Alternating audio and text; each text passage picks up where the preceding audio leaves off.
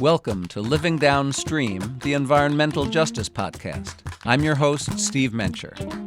We are calling this story Smackdown, City Hall versus Big Oil.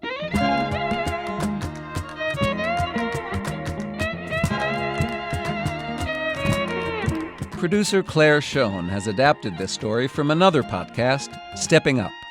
It tells the tale of Richmond, California, a working-class town living in the shadow of a Chevron refinery. As Claire reports, the town and the refinery are bound together by toxic flares and spills, sky-high rates of asthma, and climate-changing greenhouse gases. But can Richmond thrive without the taxes and jobs that Chevron supplies?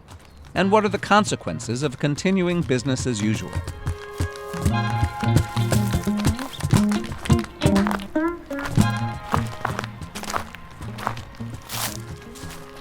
Well, welcome everybody. This is our Toxics Tour. And this is Andres Soto. His Toxics Tour of Richmond, California includes some impressive views. This is sort of a pretty spot. It's quite pretty. You have houses, you have fields, you have oak trees. Oh my gosh, is that it? So here we are at this gate, which is as far as we can go on this trail. And it actually presents one of the clearest views of the Chevron Richmond refinery. It looks like one of those dystopian communities in those sci-fi movies. Industrial complex in the middle of this green environment. It's notable.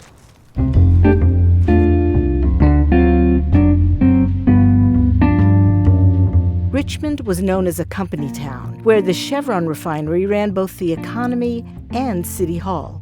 People living nearby are hardest hit by the refinery's toxic plume. And, as in many American cities, these fence-lined communities are often poor and brown or black. And while we are all affected by climate change, it's the poorest communities which do not have the resources to adapt who end up suffering the most. So what happens when residents wrest control from an oil refinery? What happens when the company decides to fight back?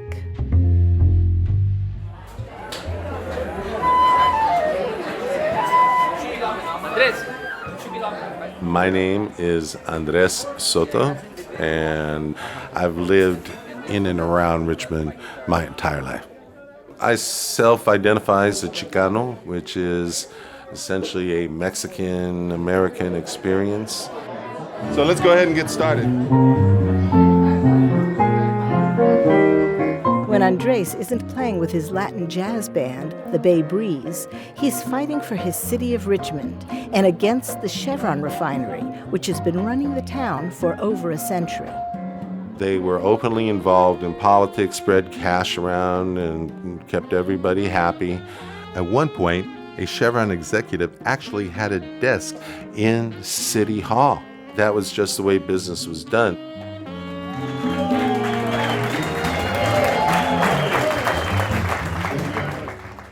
The Richmond refinery and the city of Richmond have a rich and unique heritage.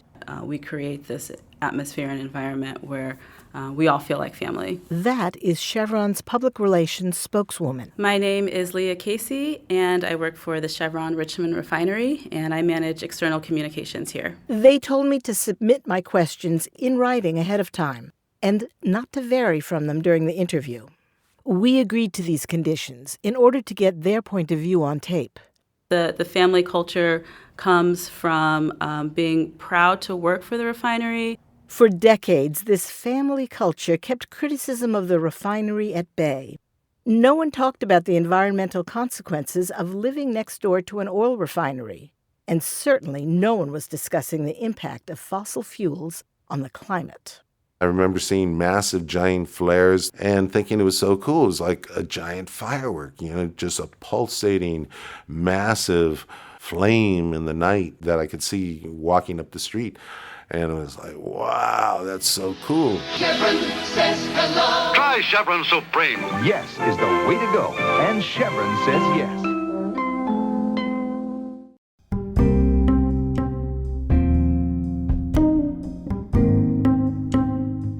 My awareness that the refinery was not this benevolent big company really started to take shape in high school. I was offended that our mascot was the Oilers. And I just thought it was like a stupid mascot, you know. These guys are dumping, millions of pounds of pollution. People are getting sick from this stuff.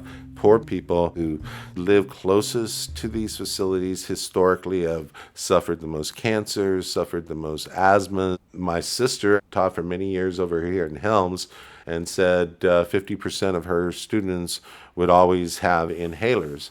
And a lot of people I knew died of cancer. It hasn't been proven that the refinery caused these illnesses. But refineries release a toxic soup. The California EPA has put together a list of 188 chemicals that are emitted from the state's refineries. And according to BACMUD, the Bay Area Air Quality Management District, 39 of these toxins are emitted from the Chevron refinery in Richmond. 19 of them can cause cancer, including benzene, arsenic, formaldehyde, and lead. Others can cause kidney, liver, and heart problems, developmental issues, and asthma. And a study by Brown University and others found that Richmond has some of the worst childhood asthma rates in the Bay Area, and double the national average. Chevron's spokeswoman has a different perspective. A lot of it is misinformation. A lot of times you'll see puffy, what might appear clouds of smoke, when in fact it's just steam. It's just part of our process. So we care about protecting the environment, and it's something that we think about every single day. Some friends and I joined one of Andres' toxic tours to learn about those puffy white clouds. That's smoke or steam coming out of that refinery? That's steam, but what you can't see can actually kill you. This is the second largest greenhouse gas emitting facility in the state of California, primarily CO2 and the other greenhouse gases. It's a cocktail. That's what damages the global environment. And that's what's melting the polar ice caps and all the glaciers and sea level rise and extreme weather. That starts with places like this. But along with the greenhouse gases, which are destroying the atmosphere, it's the fine particulate matter that actually creates the disproportionate health impacts of high rates of asthma, high rates of cancer. So you can't see the fine particulate matter, but this is the stuff we breathe in and out of our lungs. Andres gave us some basic facts. The Richmond refinery processes 250,000 barrels of crude oil a day, making it one of the largest refineries in California. And Chevron is only the beginning. So we are the beginning of the refinery corridor, as we call it, with Chevron being the anchor right here in Richmond. Then 7 miles up the road is the Phillips 66 Rodeo refinery, and then Shell's refinery in Martinez, and then the Tesoro refinery, and then the Valero Benicia refinery. You take the train up to Sacramento and you go right within 50 feet of all those refineries. Yeah. Okay, I think you had a question first. Okay, go ahead. So I'm curious, are the asthma rates, the childhood asthma rates, comparable in those other communities that are in the shadow of these facilities? Yes, there's a direct correlation. It's higher. But a function of geography is that the kids in Pittsburgh, the Pittsburgh-Antioch area, actually have some of the highest rates. And they don't have a refinery, but they're at the tail end of all 5 refineries. And so they get the worst of it out there. Andres has spent most of his adult life fighting for his community's health and safety. But in 2004, he added a new weapon to his arsenal: local politics. What we recognized was that the only way things are going to change here is if we ourselves become candidates to run for office and change the politics. And so I knew we needed an organization and we needed to run slates because they couldn't get all of us at the same time. So I reached out to everybody I knew and built a multiracial coalition around this. an alliance of like-minded people who had other issues with the city, including the Greens. The Greens brought an environmental lens to this coalition. If we were going to take on Chevron, people in the environmental justice movement were natural allies. Andres helped start the Richmond Progressive Alliance, the RPA.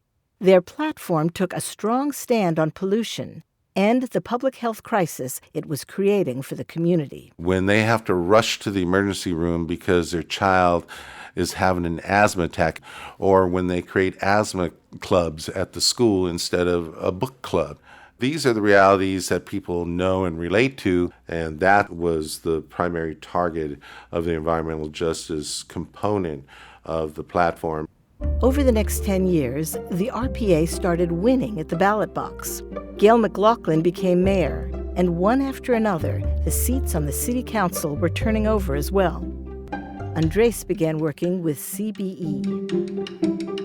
Communities for a Better Environment, or CBE, is an environmental justice organization. And in 2012, I was looking for a new job, and I saw they were looking for a Richmond organizer, so I applied and I got the job.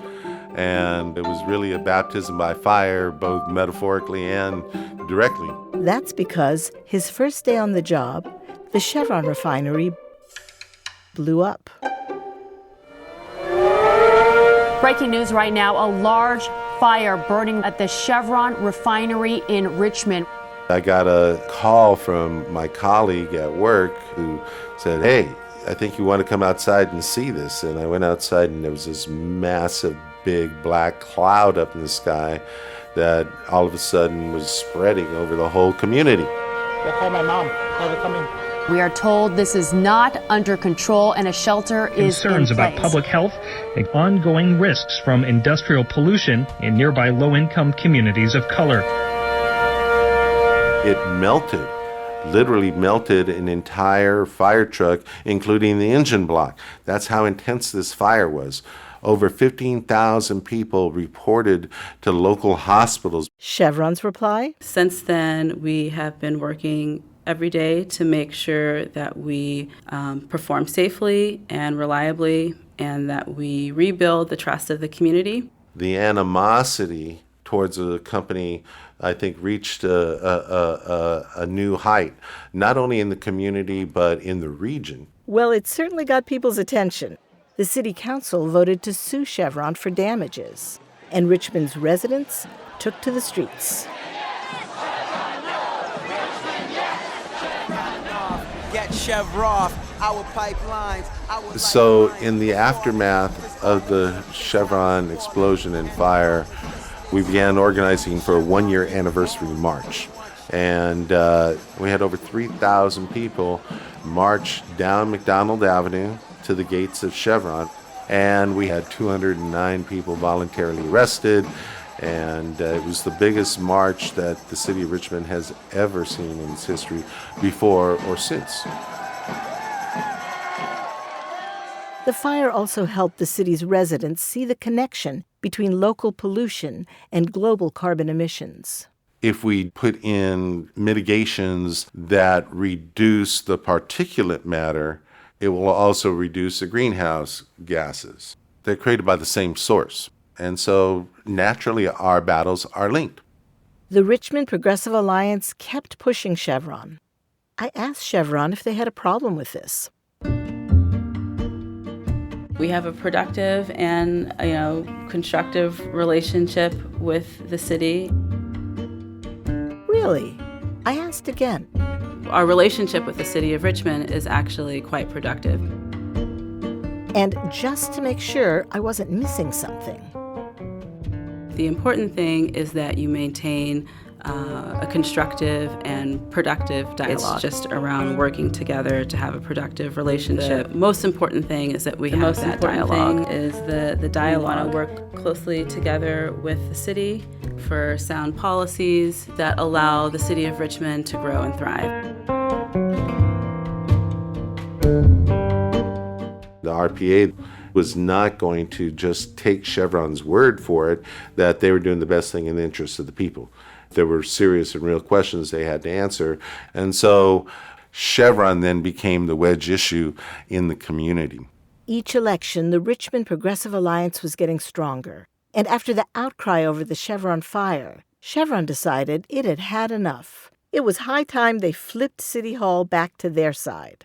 The 2014 election was gearing up, and the fight was on. The RPA was going to now run a full slate, a mayoral candidate and 3 city council candidates, Jovanka Beckles, Eduardo Martinez, and Gail McLaughlin. And for mayor, Tom Butt. The environment was certainly part of my decision to run for mayor. You know, the chief competitor was Nat Bates. And Bates, he always stated publicly that he was a staunch Chevron supporter. And he used that as a basis of his campaign. And that's really, I think that's what the race came down to. I'm Nat Bates. I get criticized a great deal because of my relationship with Chevron. But Chevron is the largest taxpayer in the city of Richmond. And not only are they providing solid revenue to the city, they're providing employment opportunities to the city. Nat Bates was going to be Chevron's guy. And everybody knew he was going to totally rely upon Chevron's money and mail. And the RPA supported Tom Butt, who was an independent candidate. He was the alternative. Tom was not part of the RPA, but he was a liberal and an environmentalist. The big news was the money that Chevron threw into this election. It was a lot of money. The Rachel Maddow Show starts right now. Good evening, Rachel. Good evening, Chris. Thanks, Ben. You bet. The Richmond City Council, and specifically the more liberal wing of the Richmond City Council, they've basically been a thorn in Chevron's side for years now. What does the world's most profitable industry do when something or someone is standing in the way of their interests and their bottom line? Guess what they do? One of the richest corporations in the history of the earth unloads money on that town. Not like it's coming out of a spigot, but more like it's gushing out of an out-of-control blown well. Each election, they ramped it up. And by 2014, they put in $3.5 million. Nat Bates saw it differently. They gave the appearance that Nat Bates is a Chevron flunky or whatever. But I'm not a puppet to anyone. People were blasting me about accepting contributions from Chevron. But anyone who refused contributions from Chevron, you got to be a damn fool. You can buy a lot of ads for $3 million. The community was completely dominated by Chevron's advertisement, either slamming RPA candidates or supporting Chevron-supported candidates, particularly Nat Bates for mayor.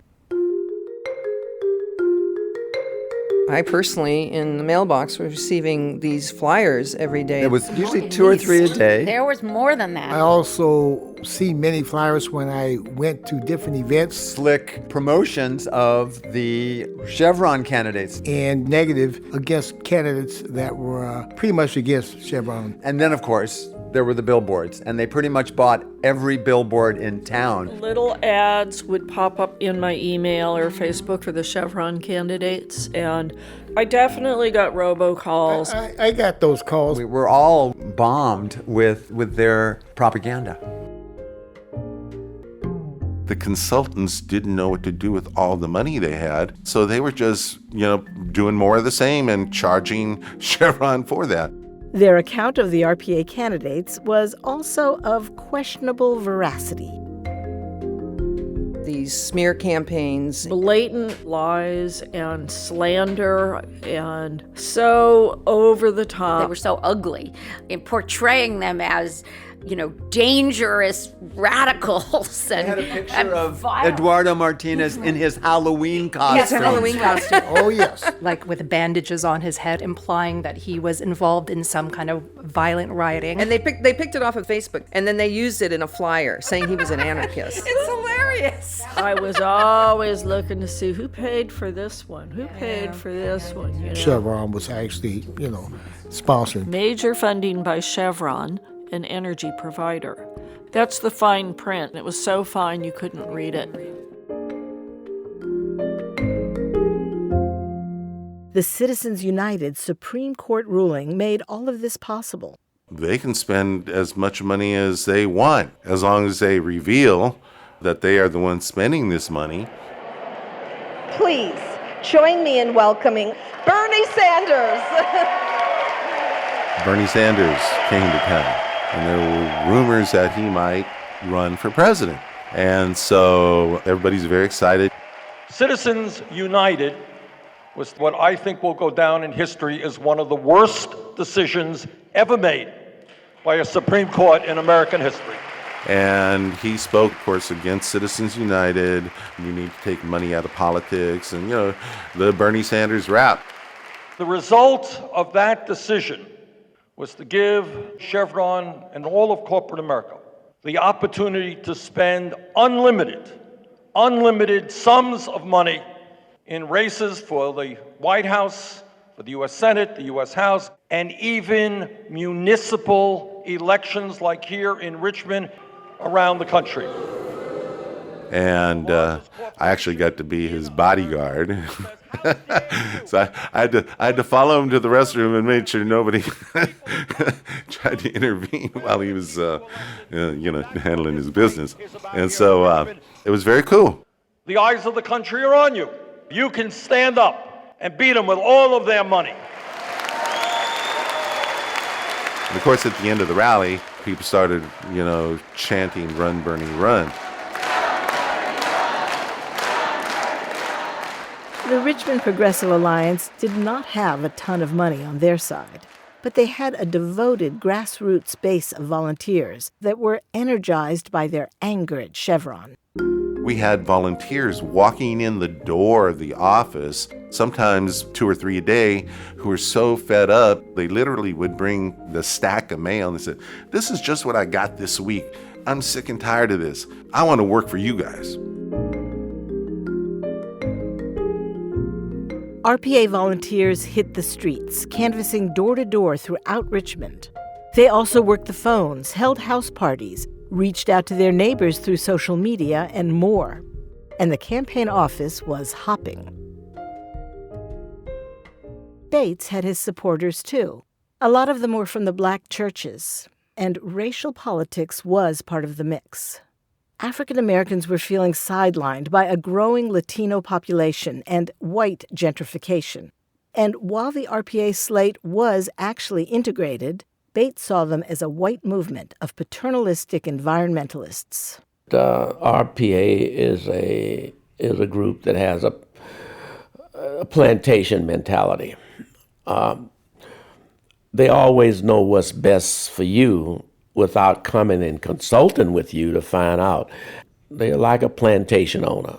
As for Chevron, I finally got a hint of their real motivation. As a large business, it is in our interest to have elected officials that support the business, and that's what's important to us. On election night, RPA volunteers were wound up.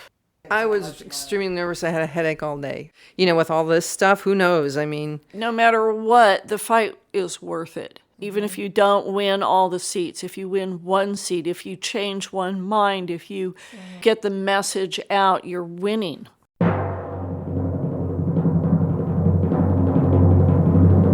Lo and behold, the RPA swept the whole election.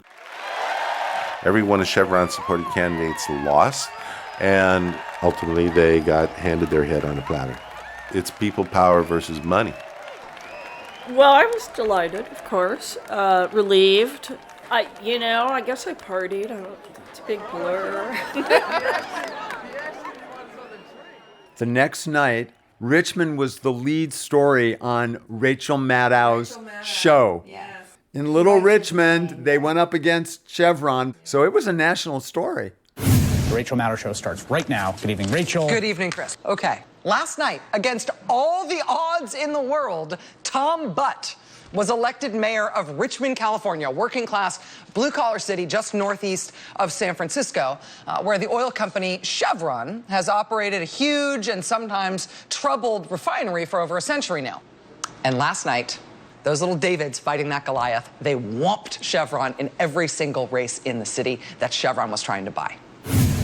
I think people just completely got turned off. It completely backfired. One of my neighbors said flat out, Chevron is not going to buy our election. So 2014 brought the Richmond Progressive Alliance a majority in City Hall for the first time. And in the 2016 election, they won a supermajority. With the RPA firmly in the driver's seat, renewable energy and other sustainable projects are popping up all over Richmond. In the former Ford plant, SunPower is located, which is a solar panel assembly company. And then there's a number of other smaller solar companies who have a presence in Richmond. These include Ally Electric and Solar, Heliodyne Incorporated, Pegasus Solar, System Innovation, Clean Point Energy, Strata Solar, H-Ion Solar Incorporated, and Allion Energy. One of the biggest moves Richmond's made was to join MCE, a community choice aggregation program. They purchase electricity on the open market from solar or wind and then deliver it via the existing transmission lines. And so it provides everybody with 50% of their electricity from renewable sources. And if people want to pay a little bit more per month, they can get 100% of their electricity from renewable sources. The mayor went to the Paris Climate Summit to learn about what's being done on the city level to move us all toward sustainability. Here in Paris, it is important to show the possibilities of your achievements. I attended the United Nations meeting in Paris where the climate accords were adopted.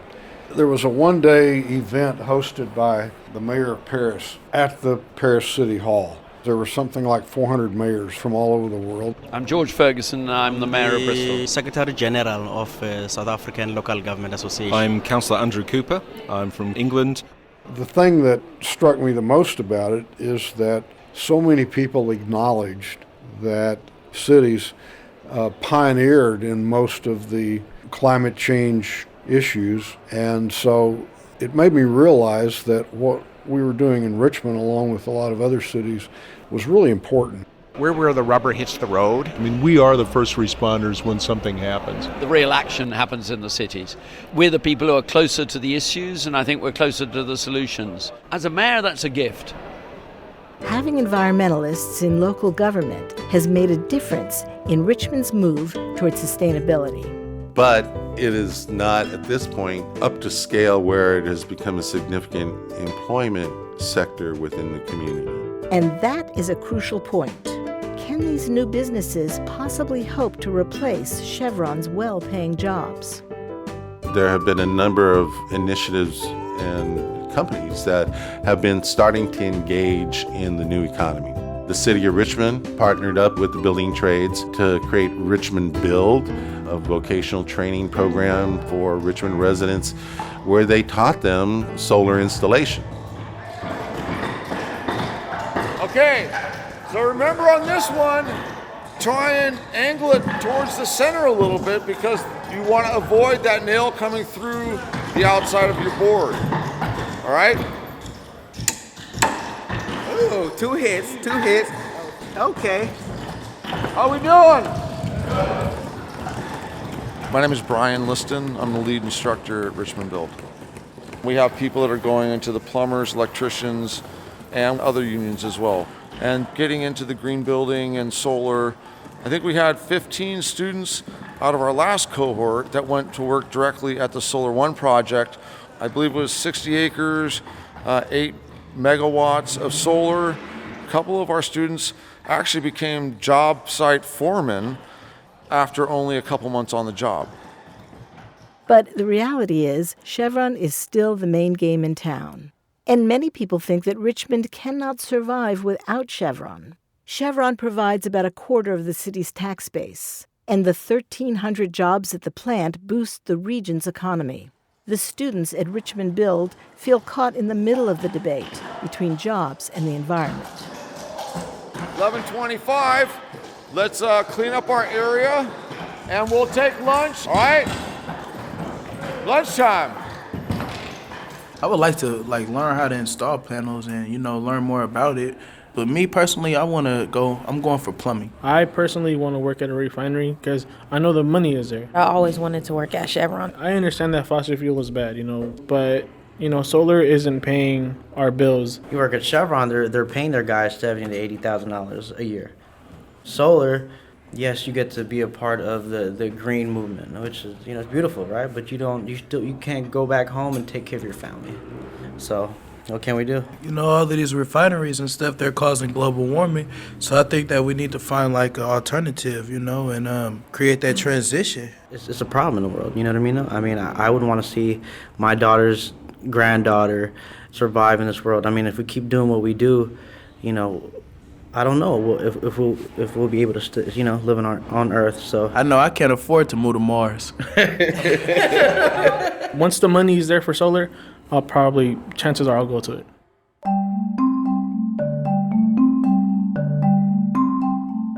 The tide is turning. More and more people in Richmond recognize that we are going to have to stop burning fossil fuels sooner rather than later if there's any chance of putting the brakes on climate change.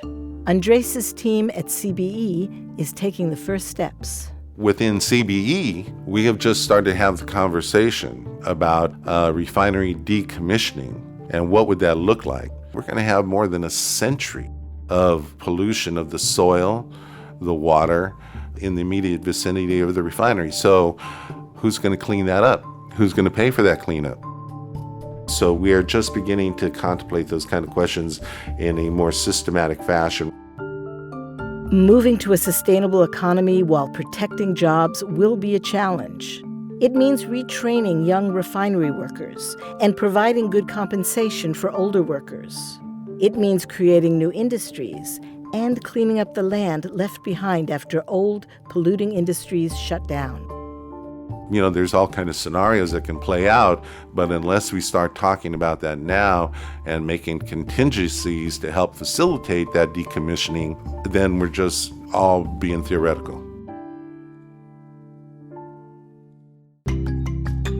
Andres' city is not alone. Richmond is part of a national movement of cities and counties who are stepping up to the climate challenge. 400 U.S. cities have committed to uphold the Paris Agreement. New York and Chicago are retrofitting buildings to make them more energy efficient. Houston and Los Angeles are rolling out thousands of LED streetlights. Portland is backing green bonds to finance emissions reduction. And Richmond became the 9th city to sue fossil fuel companies such as Chevron for the costs of adapting to climate change. While our national leadership ignores the crisis, our cities are taking action.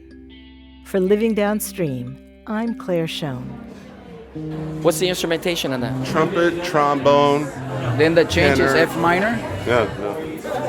So I hope you all like some blues.